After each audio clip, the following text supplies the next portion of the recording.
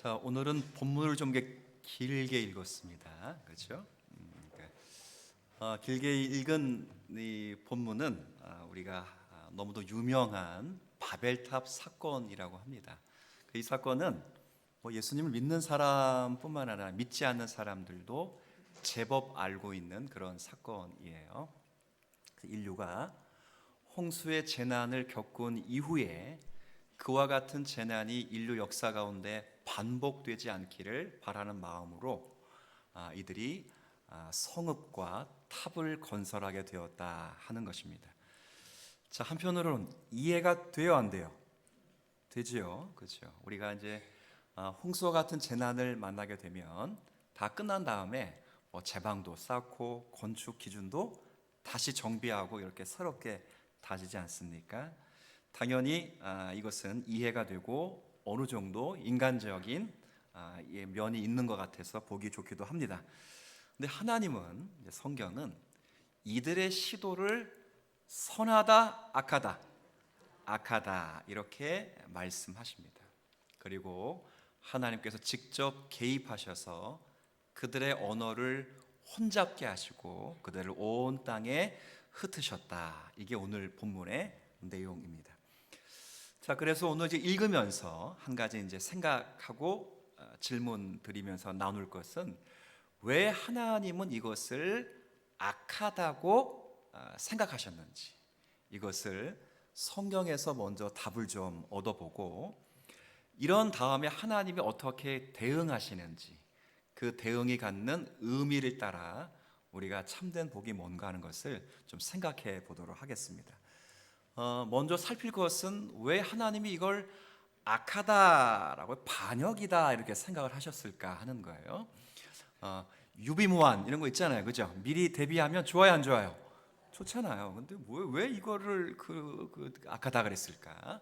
이거는 이 인류가 행했던 행동 가운데 특별히 이게 이제 그들의 내적 동기가 불손했기 때문입니다. 두 가지 불손한 동기가 있는데, 첫 번째 동기는 4절 한번 보실까요? 자, 또 말하되 성읍과, 이거 이제 인간이 말하는 거예요. 성읍과 탑을 건설하여 그 탑 꼭대기를 어디에 쌓게 하자고요?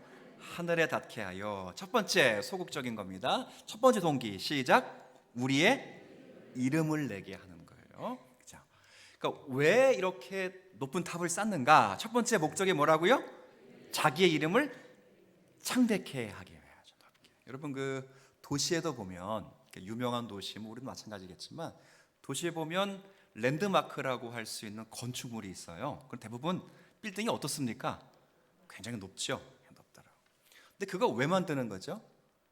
그 도시에 이름을 내거나 아니면 그걸 건축한 그래서 기업이든 어떤 개인이든 자신의 힘을 아마 사람들 앞에서 자랑할 목적으로 그렇게 세우는 걸 거예요. 그 당시 바벨탑을 쌓았을 당시에 그 당시 건축술이 어느 정도의 실력이 있는지는 알 수 없으나, 그러나 그들은 탑을 쌓으면서 어디까지 쌓으려고 했냐면, 아까 읽었죠? 어디까지? 자, 왜 닿으려고 하는가? 이게 하나님과 교제하려는 게 아니었잖아요, 그죠? 분명히 언급되어 있듯이 우리의 뭐라 그랬어요? 이름. 바꿔 말하면 뭐예요? 하나님 없는 행복, 하나님을 제외한 복지, 하나님 필요 없는 안녕을 세우기 위해서 탑을 쌓은 거예요.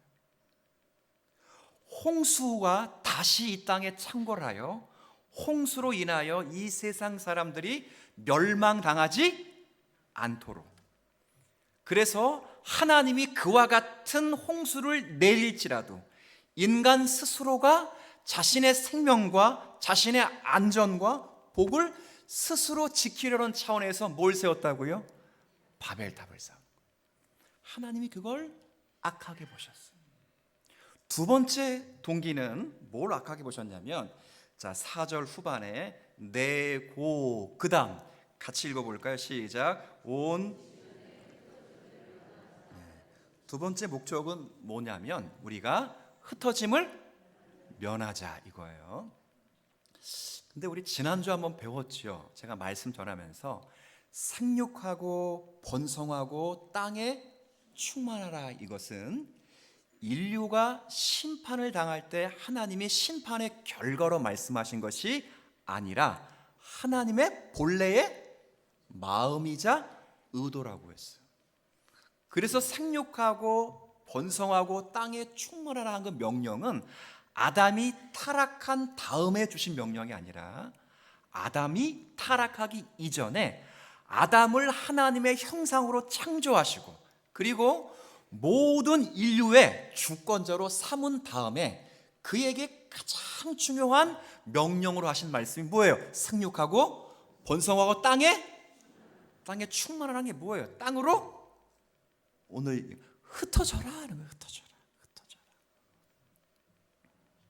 그리고 이 명령은 또 한 번 갱신이 되는데 홍수 사건 심판으로 인하여 모두가 다 심판을 당하고 유일하게 홀로 살아남은 인류의 시조가 되는 노아가 하나님 앞에 제사드리고 나중에 하나님이 노아에게 하신 말씀 또한 시작, 생육하고 땅에 충만하라. 똑같은 명령을 내리셨어요. 땅에 충만하는 건 땅에 흩어지라는 거예요. 흩어져서 하나님의 나라를 건설하고 흩어져서 우리가 각각 곳곳에 있는 그 자리에서 하나님의 살아계심과 복음의 생명력을 흩어진 그곳에서 전하라, 하나님의 명령이셨어요. 자, 그래서 그 이후부터 자꾸 모이면 하나님 뭐 하신다고요? 흩으셔요. 예루살렘 교회 아시죠? 한 번 설교했더니 몇 명이? 5,000명. 이야, 저도 그런 설교의 능력이 있으면 좋겠어요. 한 번 설교했더니 몇 명이? 그렇죠. 예루살렘 모이는 거예요. 얼마나 좋아. 근데 문제는 뭐만 한다고요? 모이기만 하는 거예요. 뭐 해야 됩니까? 흩어져야지. 하나님이 그들을 흩으시기 위해서 뭘 하셨어요? 핍박과 박해를 교회 안에 불러놓으셨다고요. 그래서 그들이 그 박해와 핍박을 피하기 위하여 전부 흩어지면서 흩어진 그곳에서 뭘 했다고요? 또 하나님의 두루 다니며 말씀을 전하니 온 세상에 하나님의 생명이 주님을 증거하는 그 분의 사역이 충만하게 퍼지는 거예요. 그래서 우리는 모여 있으면 안 되고 뭘 하라고요? 흩어진다. 모이려면 딱 한 가지 위해서 모여야 돼요. 뭐 하기 위해서? 기도하고 예배하기. 나머지는 흩어져야 돼요. 잘 흩어져요. 우리 선교사님 그랬잖아요. 모이면 흩어지면 그렇죠. 흩어지는 은혜가 있기를 바랍니다. 흩어져야 돼요. 근데 문제는 이 사람들의 의도를 봐요. 뭐 하지 않았다고요? 흩어지지 아니하려고 탑을 쌓았다는 거예요. 탑을 쌓은 거예요. 그래서 하나님은 이러한 인류의 오만에 내려오셔서 개입하신 것입니다.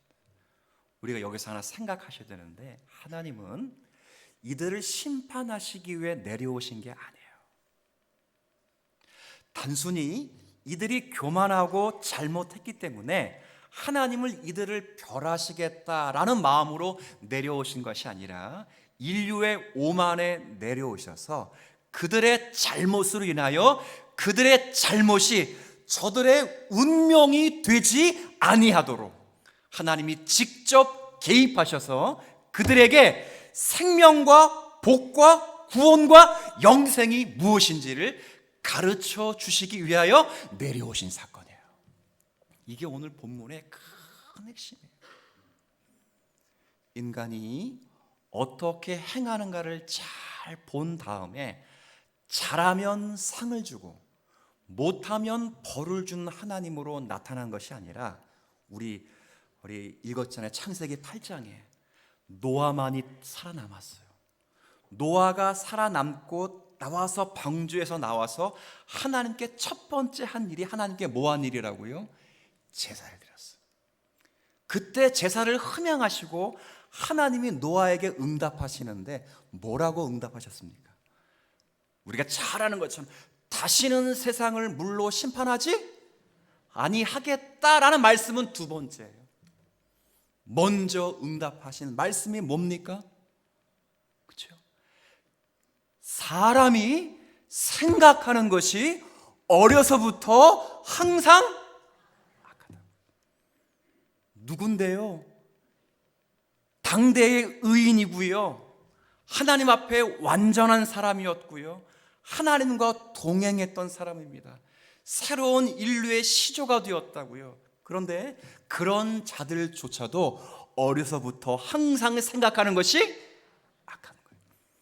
그렇게 생각하여 결국 그들이 자초한 그 죄의 형벌을 그들이 받는 것이 그들의 운명이 되지 않도록 하나님은 이 자리에 개입하셔서 그들의 운명을 바꾸시기 위하여 하나님이 내려오시는 거예요. 목사님의 말이 어떻게 증명이 될 수 있느냐 그럴 때 제가 증명하는 두 구절이 있어요. 두 구절. 첫 번째 보면 이게 족보 사이에 기록되어 있는데 누구 족보 사이에 기록되는지 보세요. 자, 10장 우리 지난주 나누었던 것인데, 자, 노아의 아들 3명 누구죠? 시작. 셈, 함, 야벳. 그러면 누구부터 족보가 서술되어야 돼요? 셈, 함, 야벳. 족보가 거꾸로 기록되죠. 야벳, 함, 마지막에 셈이에요. 그래서 10장 21절 마지막으로 누구 언급됩니까? 셈의 족보는 나오죠. 자, 그리고 바벨탑 사건이 있어요. 그리고 10절, 11장 10절 다시 누구의 족보가 시작됩니까? 자, 지금 누구 족보 사이에 기록되어 있는 거예요? 셈 족보 사이에 기록되어 있다고요. 셈이 누굽니까? 하나님의 선택을 받은 백성이에요. 이 셈의 족보에서 믿음의 조상에 불리는 누가 태어나죠? 아브라함이 태어납니다. 아브라함. 그러니 하나님은 이 바벨탑 사건을 만든 사람이 하나님과 관계없는 사람들이 만든 것이 아니라 셈의 족속을 포함하여 모든 인류는 새롭게 태어났지만, 노아의 후손으로 태어났지만 결국 그들은 잘못을 하여 벌을 받을 수밖에 없는 운명에 처했다는 거예요. 근데 그 운명이 그들의 영원한 운명이 되지 않도록 하나님이 개입하셔서 그들과 한 사람을 선택하시고 그 선택으로 말미암아 그들이 구원을 받을 수 있도록 개입하시는 하나님의 은혜로운 사건이에요. 이게 오늘 내용이에요. 그래서 놀라운 건 12장에 보면 불순한 동기의 두 가지가 여기 하나님의 약속으로 응답됩니다. 자, 12장 한번 가볼게요. 자, 비로소 이제 아브라함을 불렀습니다. 부르고 나면 2절을 볼게요.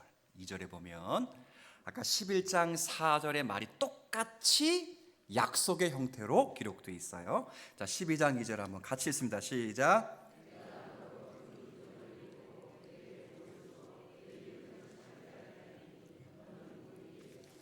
아멘. 3절 끝에는 모든 족속이 너로 말미암아 뭘 얻는다고요?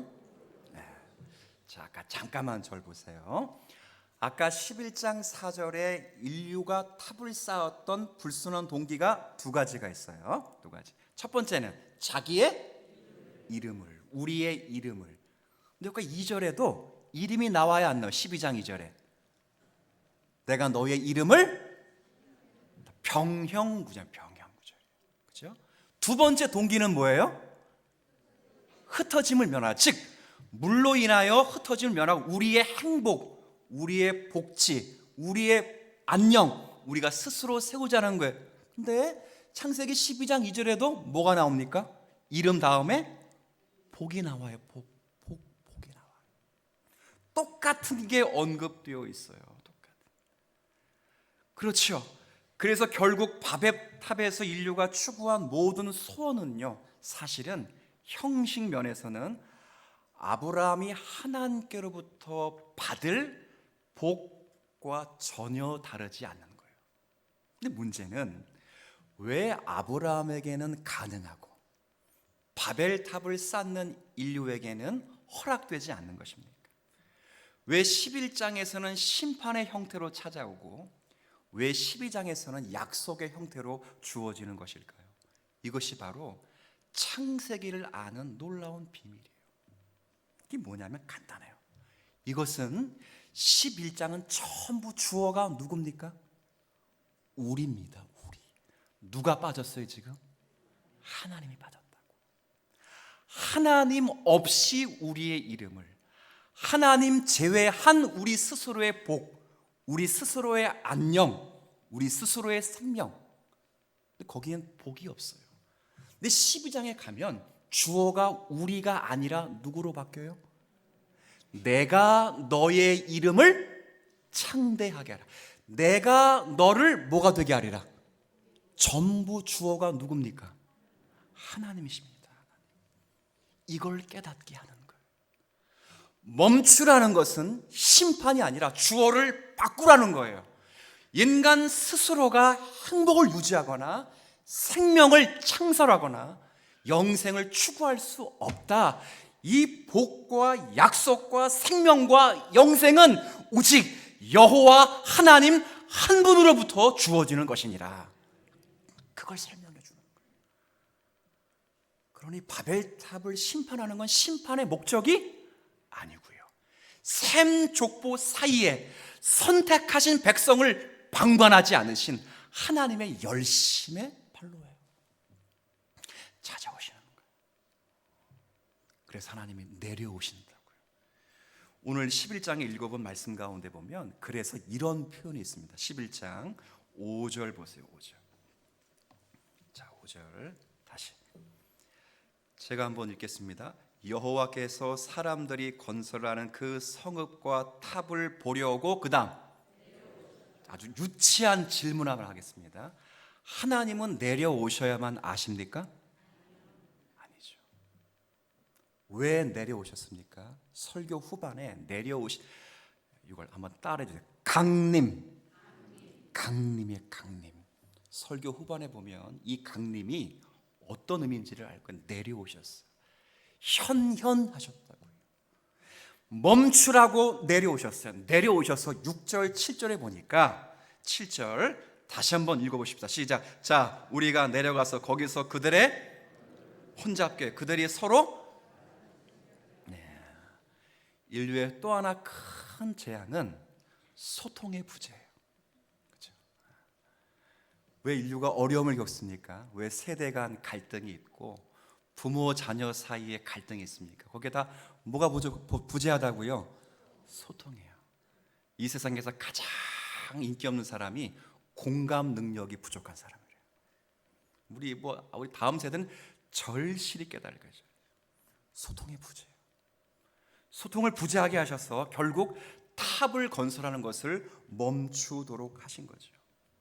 하나님은 이와 같이 단순히 심판의 차원이 아니라 사람들이 계속 자신의 뜻을 고집해서 하나님 없이 답을 구하는 인생에 하나님 그냥 놓아주지 않으시고 하나님만이 생명이고 하나님이 구원이시며 복과 행복과 안전이라는 사실을 우리에게 깨우쳐 주시는 거예요. 그래서 하나님께서는요, 인간이 자신을 의지하지 않고 하나님을 의지하는 것을 분명하게 선언하시고, 성경은 우리가 하나님을 의지하지 않는 것이 하나님이 가장 저주스럽게 생각하는 죄악이라고 분명히 언급해 주십니다. 우리가 매일 아침마다 매일 한 장씩 성경을 읽는 성경이 예레미야라는 성경이거든요. 이 예레미야 17장에 보면 선지자는 우리에게 이렇게 분명히 말씀하십니다. 무릇 사람을 믿으며 그리고 육신으로 그의 힘을 삼고 마음이 여호와께서 떠난 그 사람은 저주를 받을 것이다.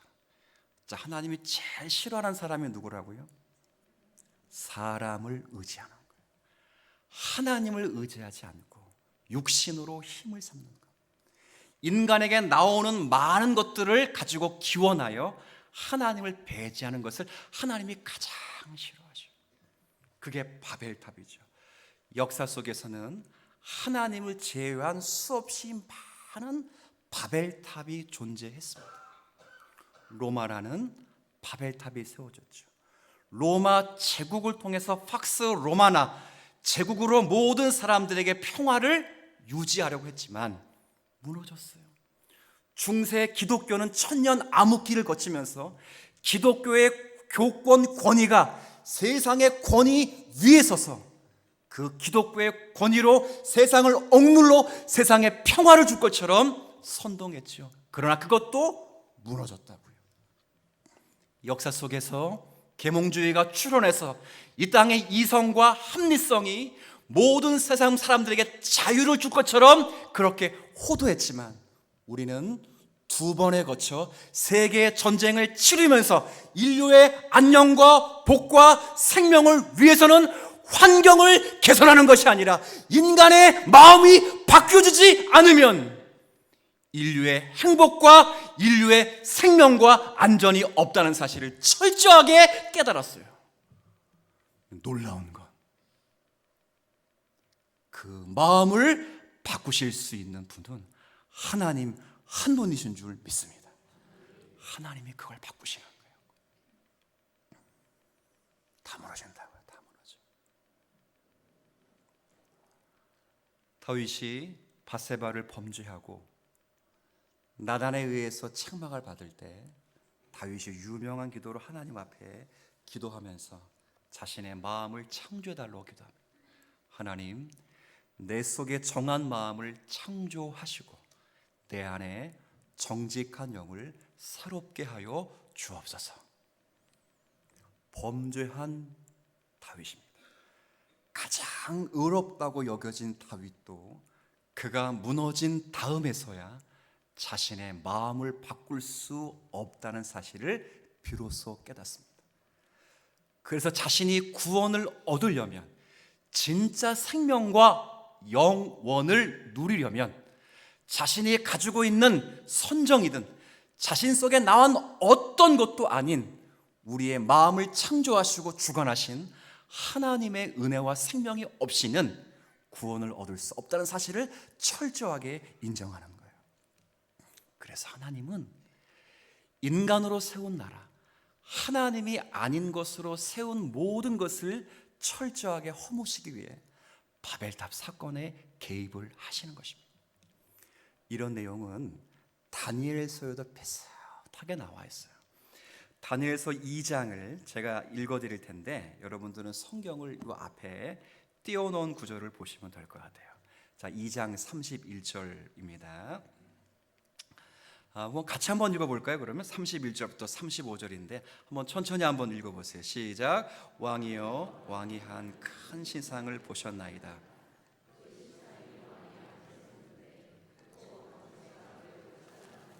그 모양이 심히 두려우니 순금이요, 가슴과 두 팔은 은이요, 배와 넓적다리는 노시요, 그 종아리는 쇠요, 그 발은 쇠요, 얼마는 진흙이었나이다.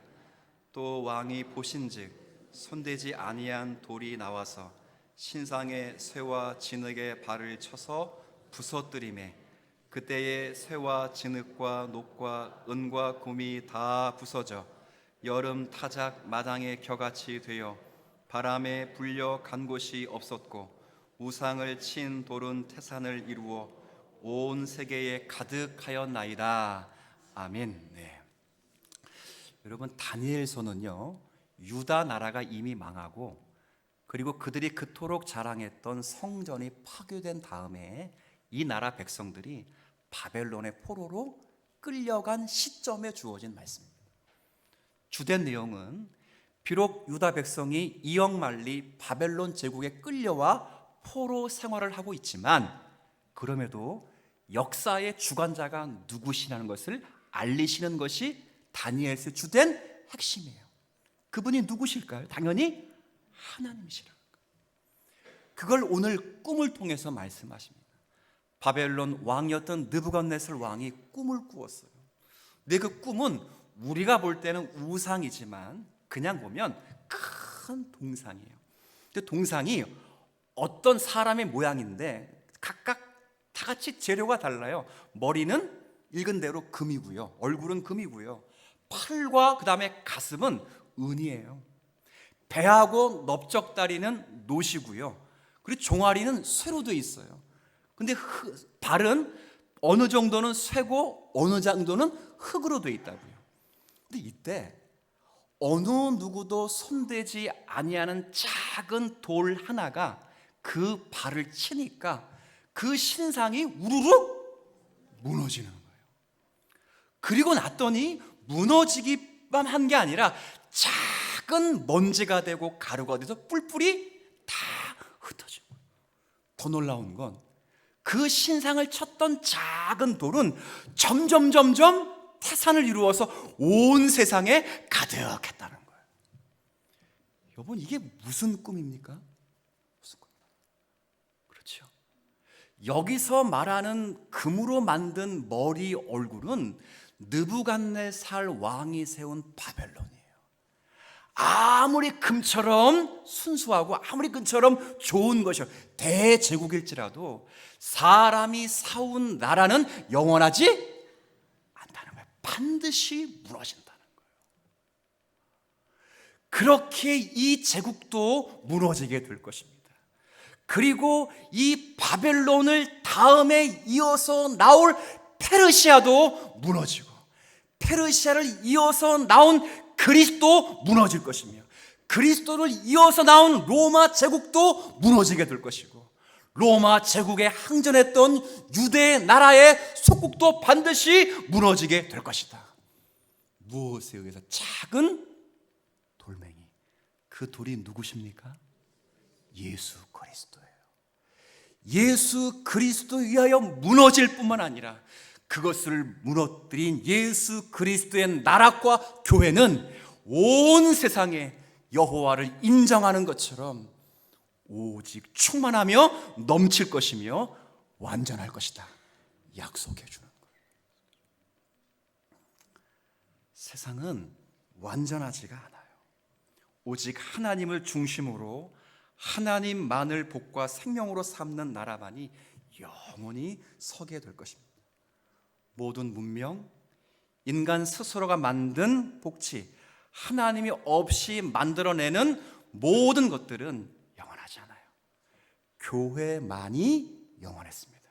구약에도 택한 백성이 있었고 신약에도 있고, 영원히 그 교회는 주님의 이름으로 영원한 거거든요.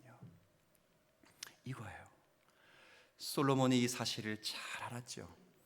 그래서 시편 127편 1절에 솔로몬이 유명한 신앙 고백을 합니다. 우리가 다 아는 거예요. 여호와께서 집을 세우지 아니하시면 세우는 자의 수고가 헛되며, 여호와께서 성을 지키지 아니하시면 파수꾼의 깨어 있음이 헛되도다. 맞나요? 틀리나요? 맞죠. 제가 어릴 때 한때는 굉장히 부자였었던 때가 있었습니다. 그때 어릴 때 똑똑히 들었어요. 아버지가 남긴 이익금으로 집을 11채를 놀라지도 않으시는군요. 원주니까 얼마나 하겠습니까? 뭐 이렇게 생각하시는 것 같은데 살 정도의 이익금을 남기도 했습니다.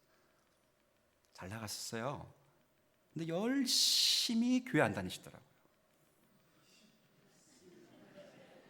아버지가 고백하신 거예요. 제가 철들었을 때, 고등학교 좀 이고 나서 조금 성종했을 때 쫄딱 망했습니다.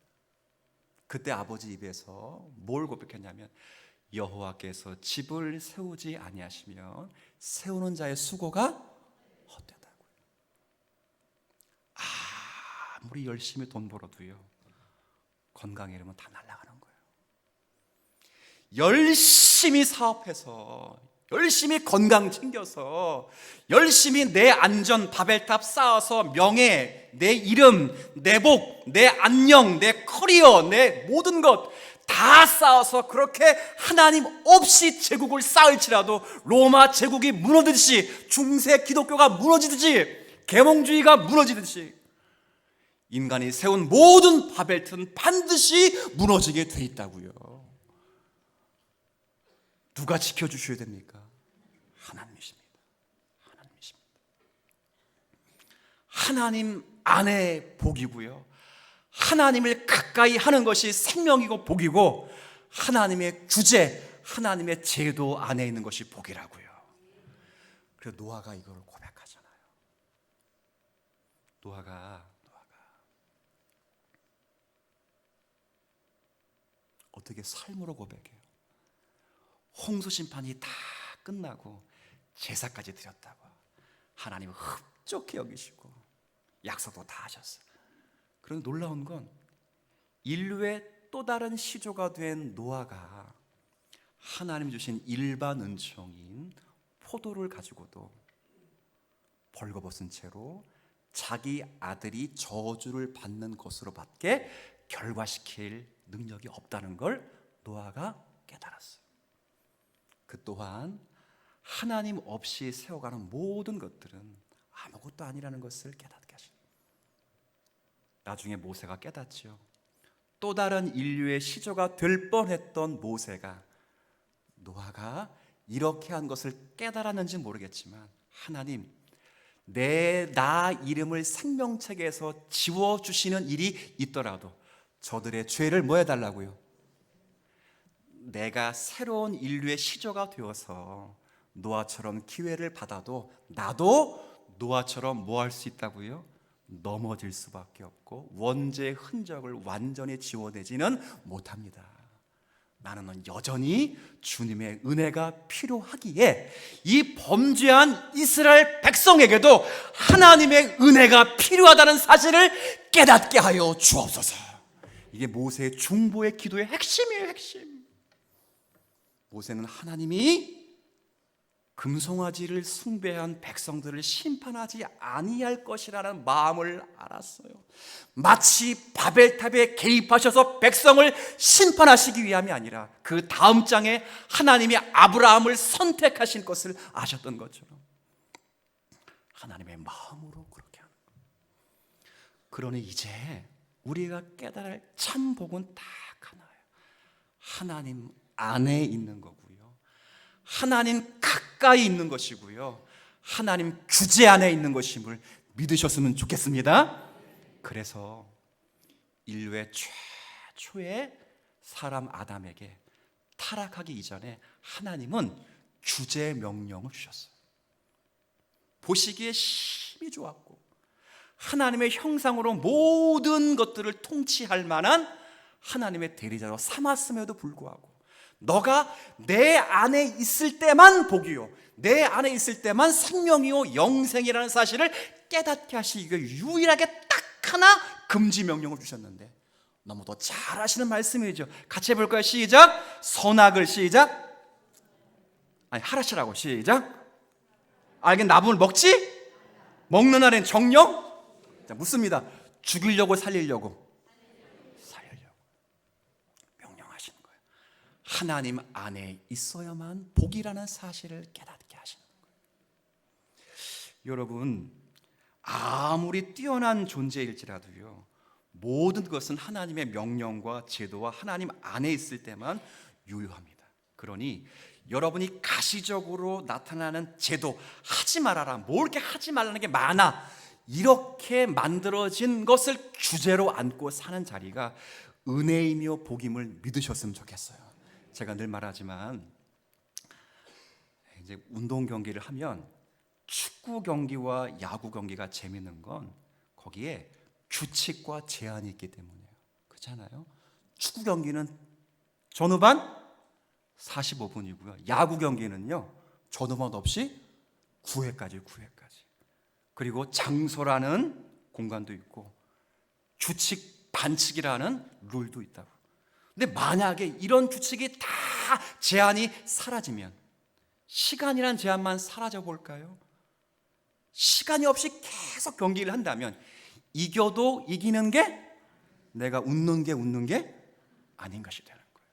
리드해도 그게 승리로 다가올 수가 없어요.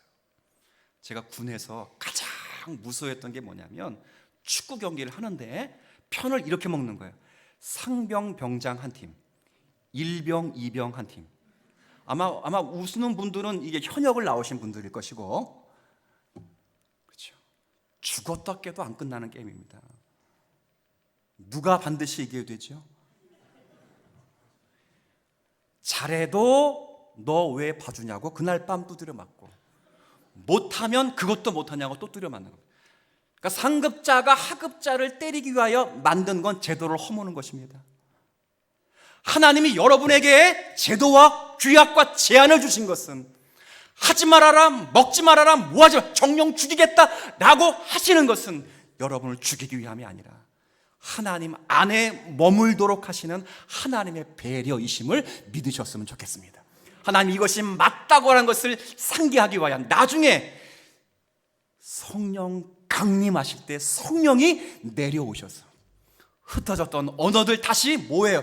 통일시키셔서 하나님이 그렇게 하신 것이 하나님의 마음이었다는 것을 성령 강림 사건으로 아까 11장 5절에 내려오셨던 것처럼 이제 성부 하나님이 행하신 모든 이적과 그분의 뜻을 성령 하나님이 내려오셔서 성도의 심령에 새겨 조명하여 깨닫게 하시기 위하여 교회를 거처로 삼아 언어를 통일시켜 하나님의 영광이 되도록 우리에게 은혜 가운데 역사하신 하나님이십니다. 그 개입을 받고 살아가는 우리의 자리에 부족한 것이 없음을 믿고 불편하실지라도 하나님 안에 거하시는 것이 우리의 생명과 복을 알고 주님께 나아가는 우리 모두가 되기를 축원합니다.